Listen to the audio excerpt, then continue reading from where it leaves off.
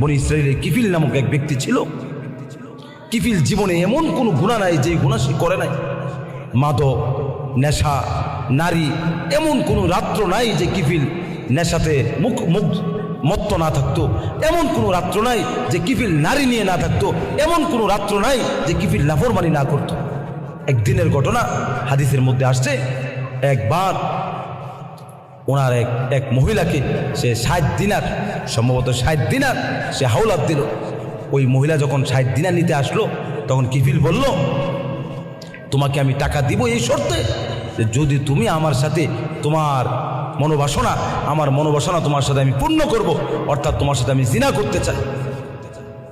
ওই মহিলাটা যখন অভাবের তাড়নায় তার কথার রাজি হয়ে যখন তাকে তার নিজের শরীরকে বিলিয়ে দেওয়ার জন্য প্রস্তুতি নিল, কিফিল যখন তার উপরে চড়ে বসলো, ওই মুহূর্তে মহিলাটা কেঁদে দিল যে কিফিল, আমি আমার জিন্দিগিতে কোনোদিন জিনা করি নাই, কোনো পুরুষ আমাকে কোনোদিন স্পর্শ করে নাই, কোনোদিন আমার চরিত্রকে আমি নষ্ট করি নাই।